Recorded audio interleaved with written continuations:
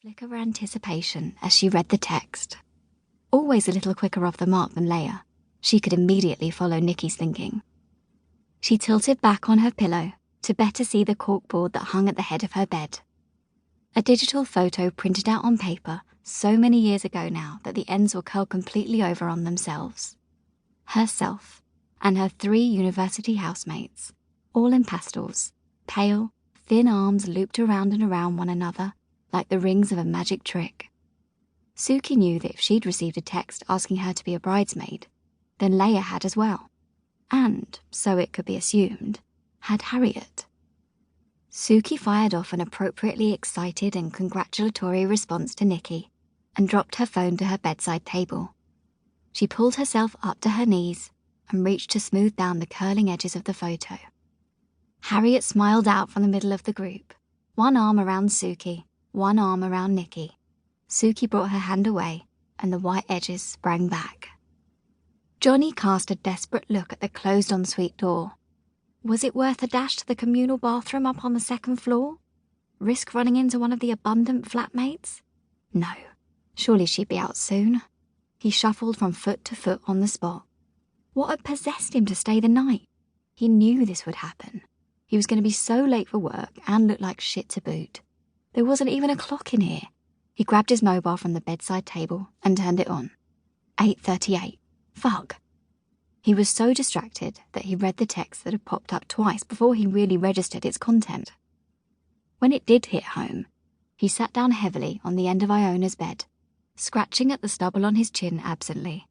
At that moment, Iona came out of the bathroom in a cloud of warmth and steam, her body and hair wrapped in matching hot pink towels. "I'm so glad you're here to get me up early," she spoke through her yawn, as he dashed past her into the bathroom and shut the door. "I've really got to get to the library by 11. 11? Bloody lazy students." Johnny made a face at his reflection as he wiped the condensation off the mirror with the flat of his hand. Harriet read the text whilst waiting for the lift, her mobile in one hand, a cardboard tray of Starbucks coffees balanced in the other.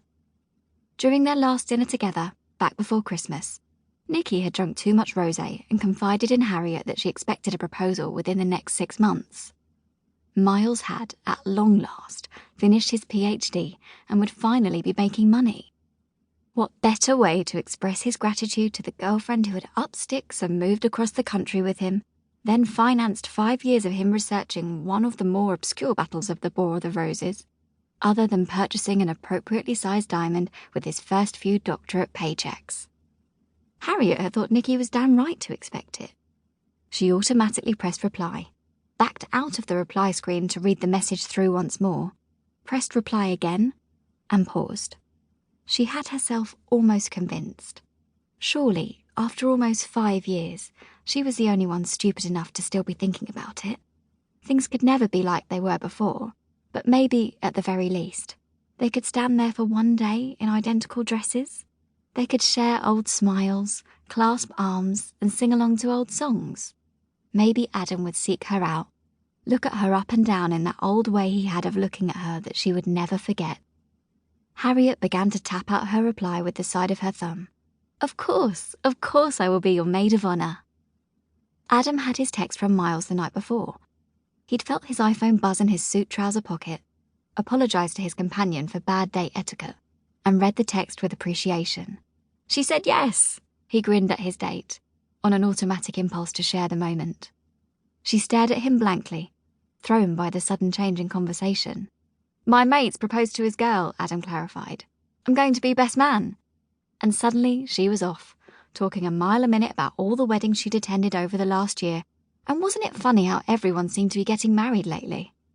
It suddenly struck Adam that there was finally going to be a wedding. He'd spent months knowing Miles was going to propose on Nicky's birthday. He'd even gone ring shopping with him, helped him book the chapel on their old university campus. Now, the ring was on the finger, quite literally speaking, and they were all on countdown for an Easter wedding. After the purchase was complete, they'd gone for a pint, the ring with its respectable diamond quiet in its plush black box on the table in front of them. Miles had scratched under his chin in the nervous way he had. "I assume she'd want the other girls, as bridesmaids?" Adam had taken a long sip from his pint while he arranged.